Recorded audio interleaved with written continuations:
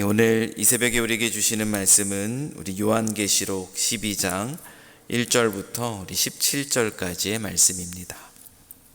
요한계시록 12장 1절부터 우리 17절까지의 말씀을 또 같이 봉독하겠습니다. 하늘에 큰 이적이 보이니 해를 옷 입은 한 여자가 있는데 그 발 아래에는 달이 있고 그 머리에는 12별의 관을 썼더라. 이 여자가 아이를 베어 해산하게 되매 아파서 애를 쓰며 부르짖더라. 하늘에 또 다른 이적이 보이니 보라, 한 큰 붉은 용이 있어 머리가 7이요 뿔이 10이라. 그 여러 마리의 7 왕관이 있는데 그 꼬리가 하늘의 별 3분의 1을 끌어다가 땅에 던지더라. 용이 해산하려는 여자 앞에서 그가 해산하면 그 아이를 삼키고자 하더니 여자가 아들을 낳으니 이는 장차 철장으로 만국을 다스릴 남자라. 그 아이를 하나님 앞과 그 보좌 앞으로 올려가더라. 그 여자가 광야로 도망하매 거기서 1260일 동안 그를 양육하기 위하여 하나님께서 예비하신 곳이 있더라. 하늘에 전쟁이 있으니 미가엘과 그의 사자들이 용과 더불어 싸울세 용과 그의 사자들도 싸우나 이기지 못하여 다시 하늘에서 그들이 있을 곳을 얻지 못한지라. 큰 용이 내쫓기니 옛 뱀 곧 마귀라고도 하고 사탄이라고도 하며 온 천하를 꿰는 자라. 그가 땅으로 내쫓기니 그의 사자들도 그와 함께 내쫓기니라. 내가 또 들으니 하늘에 큰 음성이 있어 이르되 이제 우리 하나님의 구원과 능력과 나라와 또 그의 그리스도의 권세가 나타났으니 우리 형제들을 참소하던 자 곧 우리 하나님 앞에서 밤낮 참소하던 자가 쫓겨났고 또 우리 형제들이 여린 양의 피와 자기들이 증언하는 말씀으로써 그를 이겼으니 그들은 죽기까지 자기들의 생명을 아끼지 아니하였도다. 그러므로 하늘과 그 가운데에 거하는 자들은 즐거워하라.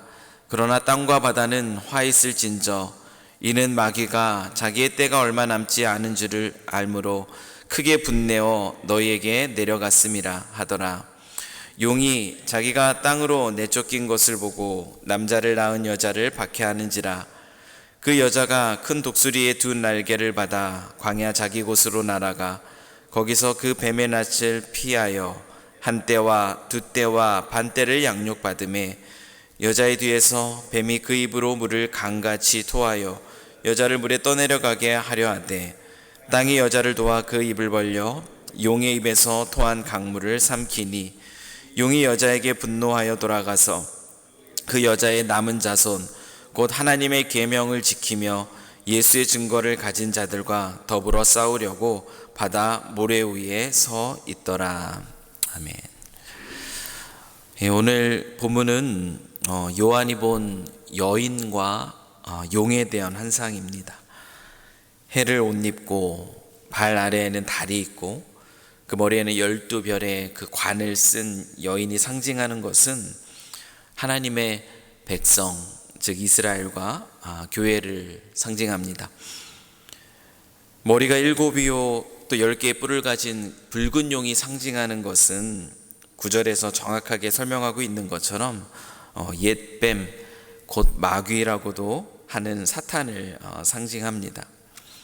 이 환상은 사탄이 여자를 해산하려는 그 여인, 아이를 해산하려고 하는 그 여인을 바라보는 것으로 시작합니다. 그 여인이 해산할 아이를 삼키려고 붉은 용은 그 주변을 또 서성이는데요. 여기에서 그 여자가 낳은 아들은 그리스도 예수를 상징합니다. 그러나 이 여자는 하나님의 보호하심 그리고 하나님의 양육하시는 땅인 광야로 도망을 가게 됩니다. 이어서 요한의 환상은 하늘로 이제 장면이 전환이 됩니다. 미가엘이라는 이 천사장과 용의 그 싸움의 장면이 펼쳐지는데요. 결과는 우리가 너무나 잘 알고 있는 결과입니다. 용이 미가엘을 이기지 못합니다. 그리고 패배한 채 땅으로 쫓겨나죠. 그러자 하나님의 백성들의 큰 음성이 요한의 귀에 들립니다. 이 큰 음성은 어떤 음성인가 하면은 하나님의 구원과 하나님의 능력, 그리고 하나님의 이 권세로 인해서 미가엘이 승리하고, 그리고 사탄이 패배한 것에 대해서 기뻐함으로 부르는 노래가 바로 요한이 듣게 되었던 이 큰 음성이었습니다.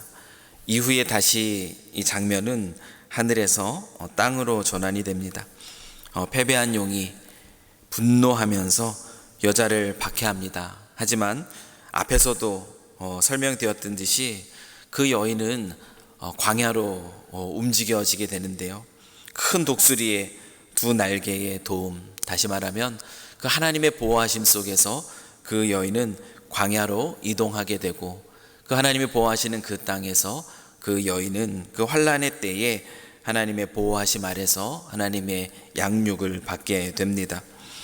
분노한 용은 이제 그 여자의 그 남은 자손들, 다시 말하면 이 시대를 살아가는 모든 그리스도인들을 의미합니다.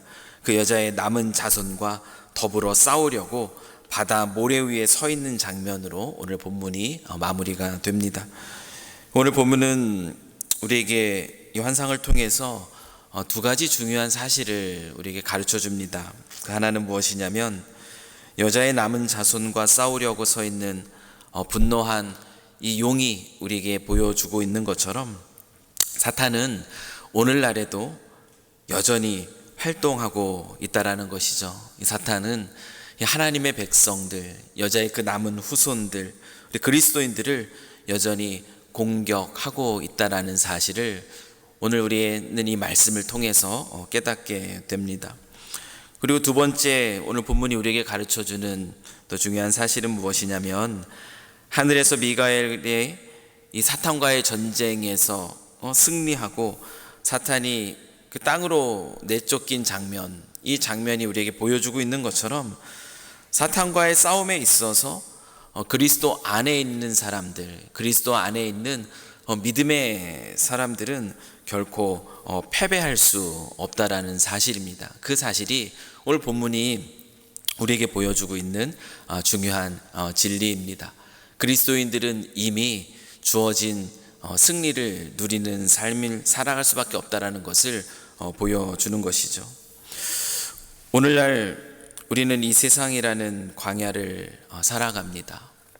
그 여인이 도망한 땅이 광야라고 이야기를 하고 있습니다. 비옥한 땅이라고 표현할 수도 있을 것 같은데, 이 광야를 이야기하는 것은 우리가 살아가는 이 땅에서 우리는 악한 영의 그 공격 가운데 살아가고 있다라는 것을 보여주기 위함입니다. 우리는 이 세상이라는 광야를 걷습니다.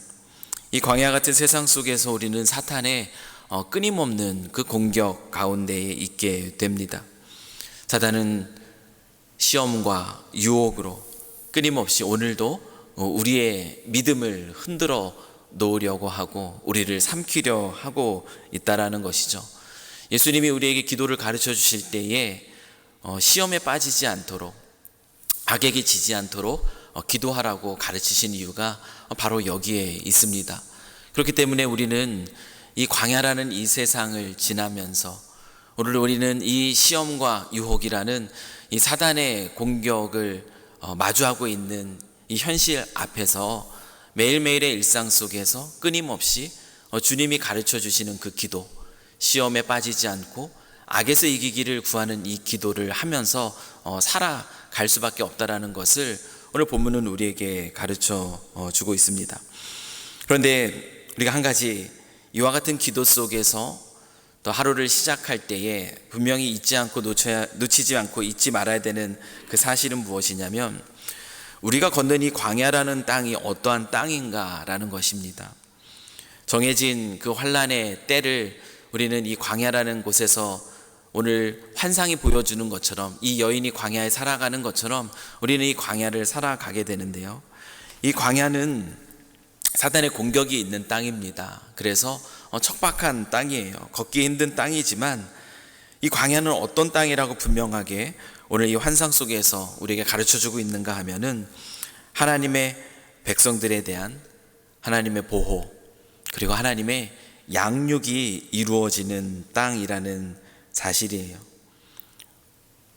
분명하게 6절 말씀에서도 이렇게 이 사실을 우리에게 들려줍니다. 그 여자가 광야로 도망하매 거기서 1260일 동안 그를 양육하기 위하여 하나님께서 예비하신 곳이 있더라.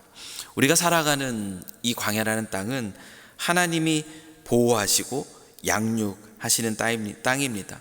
14절에서 그 사실을 다시 한번 얘기해 주고 있어요. 그 여자가 큰 독수리의 두 날개를 받아 광야 자기 곳으로 날아가 거기서 그 뱀의 낯을 피하여 한 때와 두 때와 반 때를 양육받으매라고 이야기합니다. 우리가 살아가는 이 땅, 이 광야는 우리가 버려진 채 살아가는 그러한 땅이 아니라 하나님의 보호와 양육이 이루어지는 장소입니다. 다시 말하면 그리스도인들이 하나님을 향한 그 분명한 믿음 안에 살아갈 때에 이미 주어진 승리를 경험하면서 그 하나님의 살아계심, 하나님의 은혜를 맛보면서 살아갈 수 있는 땅이 바로 광야라는 것입니다. 그렇기 때문에 이 광야라는 이 세상을 오늘 우리가 살아가게 되는데요, 이 세상을 살아가는 우리에게 주시는 지혜는 무엇이냐면 그리스도 안에서 우리가 오늘도 이미 승리한 자라는 사실을 기억하면서 오늘도 어떠한 유혹이 오더라도 어떠한 시험이 오더라도 흔들리지 않는 그 믿음 안에서 우리에게 승리를 주시는 그 하나님, 우리의 능력으로 우리를 지키시고 보호하시는 그 하나님을 바라보면서 살아가는 것입니다. 그래서 오늘 11절 이 찬송은 우리의 고백이 되는 것이에요. 또 우리 형제들이 어린 양의 피와 자기들의 증언하는 말씀으로 그를 이기었으니 그들은 죽기까지 자기들의 생명을 아끼지 아니하였도다. 이긴 자가 하나님 앞에서 고백하는 찬송입니다. 이 찬송의 고백은 우리에게 주어진 우리가 마땅히 불러야 할 노래입니다. 오늘도 이 하루를 살아가면서 그리스도 예수 그 십자가의 보혈, 그 어린 양의 피로 우리가 깨끗하게 의롭다 하심을 입은 하나님의 백성임을 기억하고 그 사실 안에서 감격하며 자기들의 증언하는 그 말씀, 다시 하면 우리에게 주어주신 그 하나님의 복음, 이 복음을 들고 우리가 복음 안에서 살아갈 때 우리는 이미 이긴 자입니다. 이긴 자로서 우리의 생명을 아끼지 않는 그 믿음 속에서 오늘도 하나님이 우리에게 허락하신 그 비전을 품고 그 비전을 이루는 삶을 넉넉하게 그리스도인들은 살아가게 되는 것이죠. 그래서 사랑하는 성도 여러분, 오늘 이 하루를 그렇게 살아가실 수 있기를 다시 한번 주님의 이름으로 간절히 축원합니다. 우리는 승리자입니다. 그리스도 예수를 믿는 그 믿음 안에서 이 복음을 들고 주님께서 걷게 하신 이 광야를 살아갈 때에 오늘도 하나님이 어떻게 나를 보호해 주시고 나를 어떻게 양육해 주고 계시는가, 오늘도 순간순간 삶의 자리에서 맛보고 누리시며 살아갈 수 있기를 주님의 이름으로 간절히 축원합니다. 기도하겠습니다. 참 좋으신 하나님 아버지, 오늘도 진리로 우리의 말씀에 위로와 평강을 허락하여 주시니 참으로 감사합니다.